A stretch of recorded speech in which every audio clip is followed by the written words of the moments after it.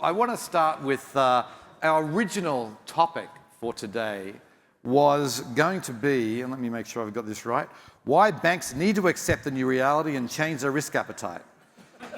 We thought that was a little bit too confrontive and controversial, but I think if we had known what the comptroller was going to say, we would have kept that title, because he was basically saying that same thing. So maybe, well, actually, before we get started, let's just do quick intros, get everybody a little bit about what is your expertise here, and Karen, we'll start with you. Sure. Thanks. My name's Karen Lockovich, and I'm a partner with Oliver Wyman, and I lead our retail banking and consumer compliance platform. So I work largely with retail banks and non-banks on all regulatory matters and bank charter applications, things like that. John? John Sun, co-founder and CEO at Spring Labs. We are a AI product company. We do conversation intelligence and automation for financial services. My background was in risk underwriting for the first generation of fintechs, so a lot of experience with AI risk governance from a machine learning perspective, and now doing a lot of AI risk governance for actual real Gen AI models. Well, hi, I'm Walt Zelensky from the Oracle Law Firm. I'm essentially a banking and consumer financial services lawyer, but I find myself in a very tech-oriented law firm in connection with AI specifically. We've done $27 billion in deals in the last 12 months and have had 1,400 unique AI engagements across the law firm just in the last 12 months. So it's not a subject that's on the periphery of my consciousness. Right, you've been busy. Okay, so let's just get right to it, and let's ask the question, will adjusting AI risk tolerance be necessary to fully enabling it? Karen? Put me on the spot. Yeah. I think I was the one that prompted that maybe we were being a little too provocative initially. Listen, I think, traditional banks are nervous about the concept of adjusting risk tolerance. I think that's a big ask, and I think perhaps the way to think about it, and I think we're seeing this play out a bit now, is that the pace of change and how quickly AI is being adopted, I think will be the tension, and I think banks in particular will need to, and probably are already beginning to, ask the question of, do we need to be willing to take a little more risk? Do we need to be trying some things that may not feel comfortable? We may not feel ready for it. We may not fully understand the risks or have the right risk framework in place. But to keep pace with change, to keep competitive edge, do we need to take some bolder steps? And I'll also add, I do think that the environment today, the administration that we're in, the regulatory environment that we're operating in, I think will allow for some of that, for more test and learn, and some opportunities to make some mistakes along the way, more so than perhaps the past few years. So John, when you're selling into banks, I mean, is risk tolerance really one of the main factors of whether you can close a deal? That is a great question. And I will say I'm probably the least prepared panelist you're going to have today. So I'm looking at this topic change as I'm trying to process what to say about it. I have some pretty strong feelings about this. I think AI risk tolerance is a big part of kind of what drives banks to adopt or not adopt AI. But at the same time, even though AI introduces a lot of new risks, I don't think the fundamental risk framework changes. At the end of the day, you're still trying to understand where the holes are and how you can mitigate them and how you can detect any breaches against them. If anything, I think there's this myth of the deterministic risk framework. And I think that's always been a myth. I think this idea that I can control my humans and processes in a way that has very scripted risk probably just was never the case. So now we come up against AI, and by the way, we had these exact same conversations in 2012, in 2013, when my last company, Avant, was one of the first to start rolling out machine learning-based algorithms for underwriting. The questions we're getting are like, well, how do you know it's right? Well, how do you know humans are right? Humans are wrong all the time.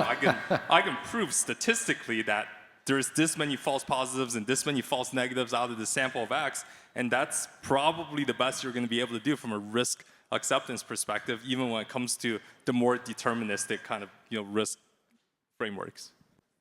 So, Walt, I mean, you're in the business of helping to mitigate risks for your clients. I mean, what's been your experience, particularly?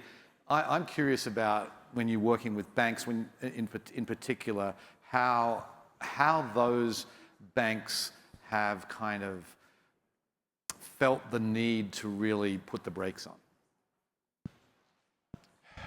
I think it's changing quickly, and I think it needs to change more quickly.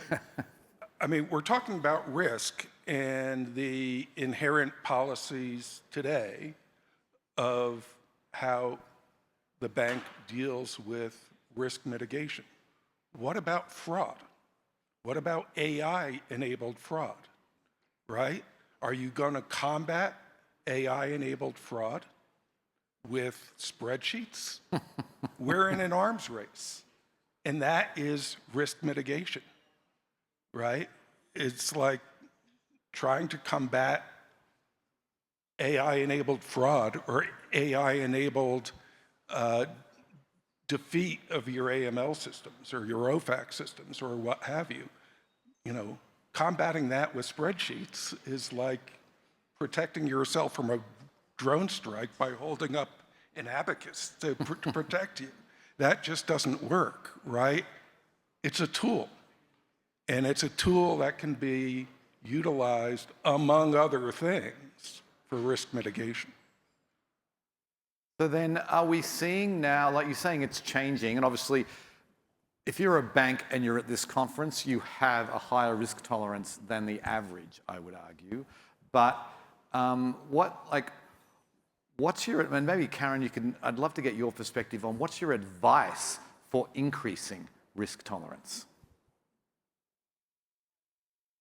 The terms just make me a little twitchy. I don't know that I would say that to banks generally, but I think the concept here is that it's more like, how do you get more comfortable with these concepts and these ideas and these new ways of doing things that are less familiar and are new, and I think it's more about that. And I think, John, you had mentioned it, that I do think that there's a tendency to want to build risk programs, and I advise people on this all the time. That make you really confident that you have controlled for it, and I do think that's where there does need to be some acceptance that mistakes will happen. We're not going to get this completely right, and actually that's part of the process that we need to do. We need to go through that so that we can learn and further modify our practices. But I do think there is a tendency to want to be, and I think risk professionals are, they're really good at this. They want to be really sure they have controlled for all the unknowns. And I do think that AI is an example. I think kind of crypto and stablecoin. I mean, there's lots of things today where in order to innovate and in order to move as quickly as we need to, there is a need to get a little more comfortable being uncomfortable with where those risks are and not having controlled them all. Right.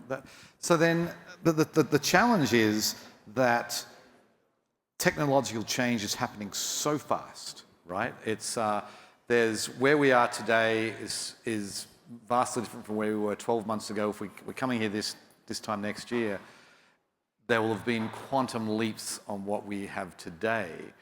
And how are banks able banks are used to moving slower, but we heard from the controller today, the biggest risk is to do nothing.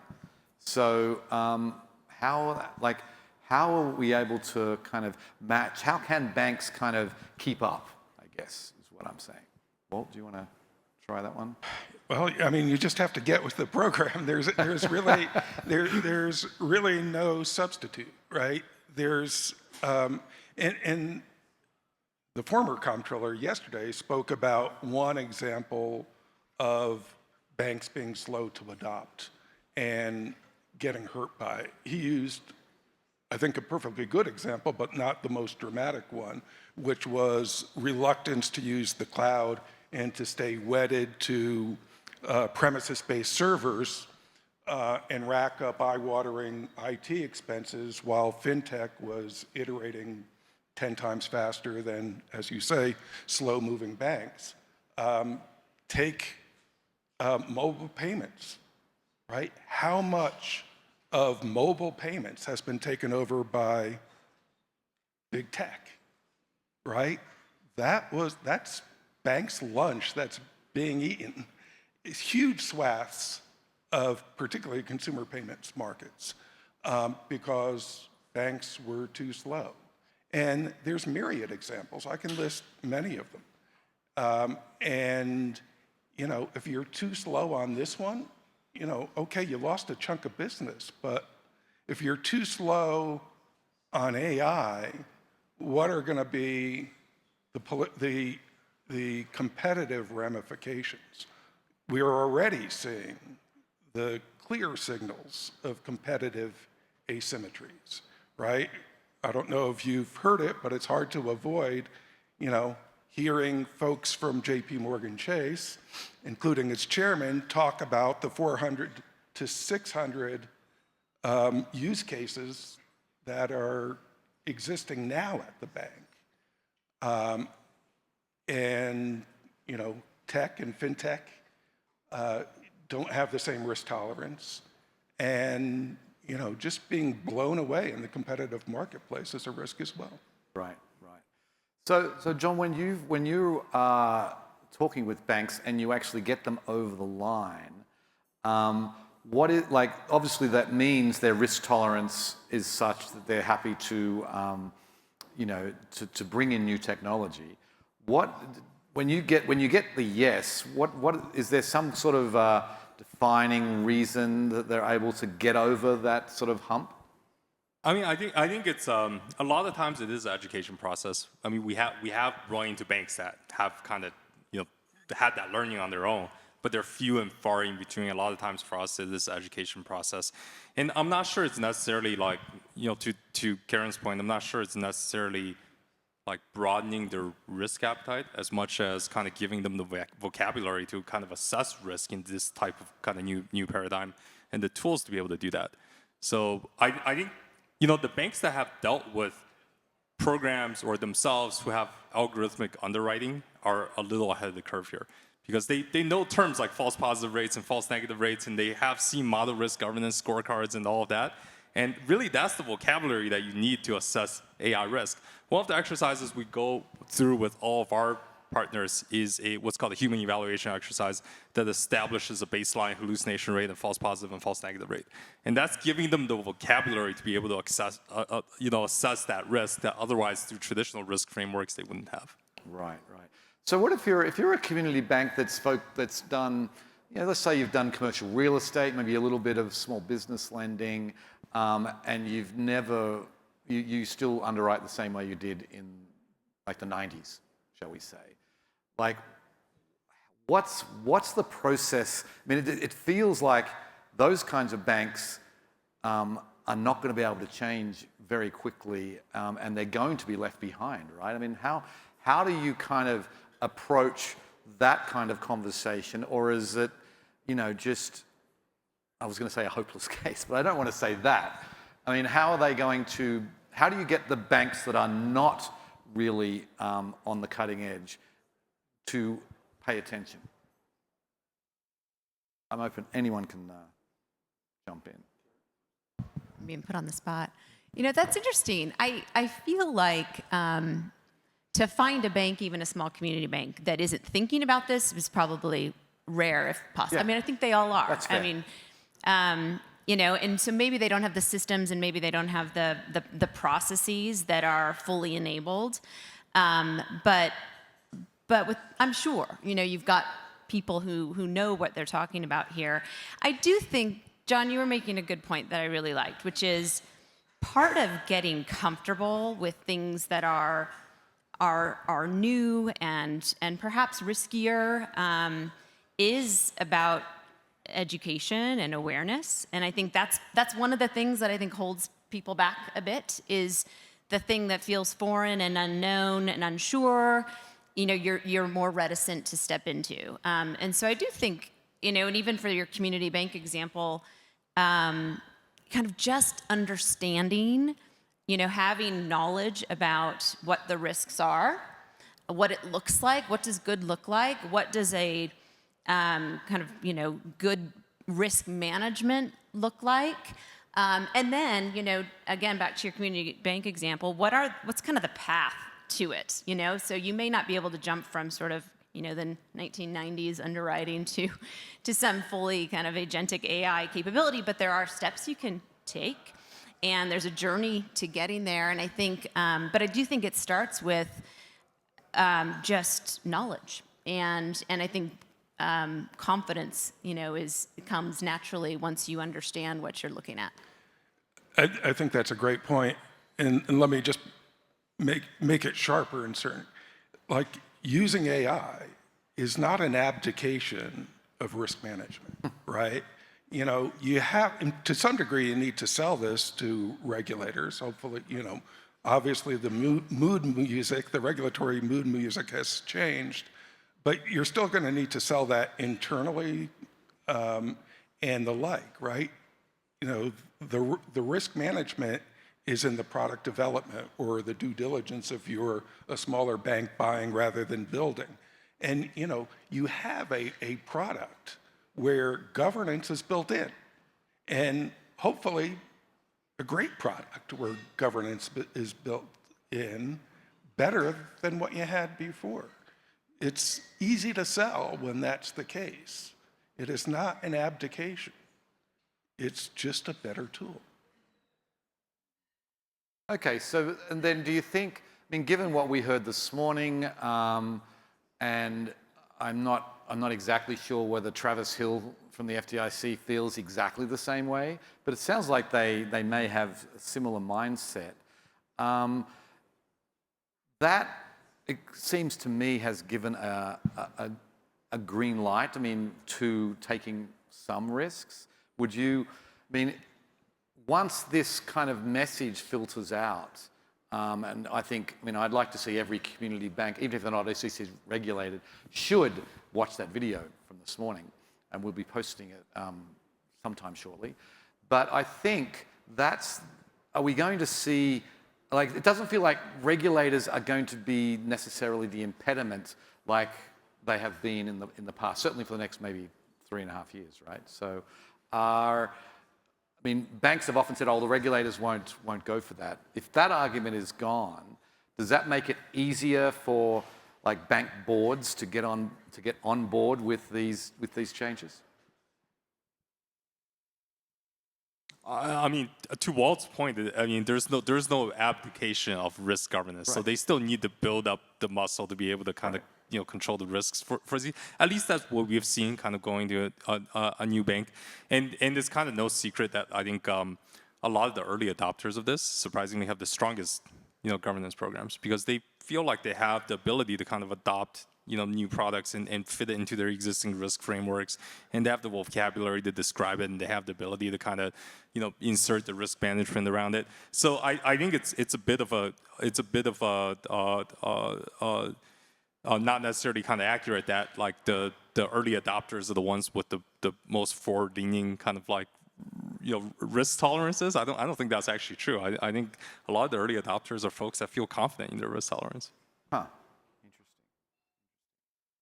Okay, well, I have a question here which I don't think really, the question that I have is not I wouldn't have the same question based on this morning's presentation, but I said, when will the biggest risk for banks be being overly cautious? Feels like, is that time now? Yes. Yeah, no, because, I mean, there's competitive asymmetries, there's fraud, there's customer demand, right? You know, there are going to be situations where, you know, the customer can be waiting for the bank's manual review, or they can get, you know, a 10-minute decision that is incredibly highly personalized. And frankly, you know, if the tone at the top was, if you do AI, you're going to get fined, the tone at the top now, from the regulator's perspective, if you don't do AI, you're going to be left behind. I mean, I agree. And I also want to add that I think critical to building the strong risk infrastructure is actually doing it. You know, you actually have to step into this and start trying it out and doing it to really understand what a strong risk framework for it needs to look like, and building that and maturing it. So they do go hand in hand, and I agree. I think there's one, tremendous opportunities to use AI, but there's also a lot of risk that is being introduced that also needs to be managed. And again, like, so the risk frameworks, you know, they follow the work. They follow kind of the engagement in using it and adopting it. And so they go hand in hand. I think it's really critical. So if we gather here this time next year, do you think we will have noticed an adjustment in AI risk tolerance? Absolutely. And, you know, your question before was, you know, almost suggested, I think there may be a gap between the tone at the top of the regulators versus, you know, the line examiners and the like. And it's still early days as to, you know, where are the regulators now? But, you know, based on early indications, I can tell you in my practice of elevating issues to Washington where, you know, the regional office may not really be on board, is like they're practicing what they're preaching.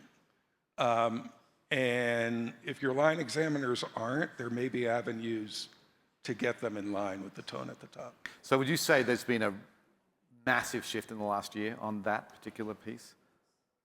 I don't think it's a full year. Okay. Let's go. We're early days, which is really hard. You know, the comptroller has been in office for 90 days, or 60 days, excuse me. So we don't know where we're going to land, but there's clearly some opportunities on the regulatory front that we just have not seen in a long time.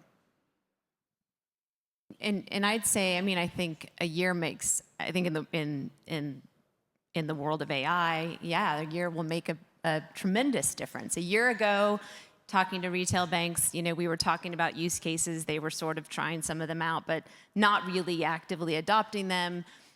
Governance was still sort of a bit of an unknown. We didn't really have laws around it, which we're starting to see now. And so, you know, fast forward to now, we're seeing adoption happen. I think, you know, speaking for more retail banks, you know, that leap to customer-facing use cases, I think, is still a bit scary for a lot of them. But I suspect, you know, give it another year, yeah, we'll see those things all starting to take place. You never hear about AI theatre anymore. I remember a year ago, people would say, you know, like innovation theatre, where let's make it look like we're doing something, but not actually do anything. I don't feel like that's been the case anymore. No, I mean, I think just in this, you know, I'd say the past 12 months, even less than that, perhaps, I think adoption is real. I mean, it's all happening. Still a lot of build or a lot of buy. You know, again, I'm talking about kind of the retail banks. The largest banks, I think, are doing more internal sandbox and build. But yes, adoption is absolutely happening now. We're seeing it. Okay, so then last question, what's sort of as you kind of look out over the next year, I mean, how do you see, is this going to be a very slow burn here, do you think? Are we going to see suddenly it much easier for AI companies to get traction at banks? I mean, how do you feel like this is going to play out? And I want to ask each of you that question. So, Walt, you can go first. Yes, it's going to be easier. I think there's even going to be a push from the regulators, right? Regulators, don't like lots of things, but one of the things they don't like is the sense that you're asleep at the switch. And given everything that's going on in AI, given the fact that it's on everybody's consciousness, given the fact that everybody's talking about it, examining a bank that just doesn't have this on their radar screen is just not going to be a good thing, right? There's going to be even a push there. Obviously, there are many other imperatives, right? Sure. Banking is a very AI is being used in high profitability businesses. Banking is a compressed margin business. If we don't try to reduce costs here, where are we going to try to reduce costs, right? It's arguably the most compelling case for at least some uses of AI to eliminate costs. I would really hope so. I hope so. I mean, I think we're certainly counting on it. Yeah. Ditto. I don't have anything to add. Yep, agree. Okay, well, we'll have to leave it there. Thank you very much to my esteemed panel. Last panel of the day. Give them a big hand, everybody.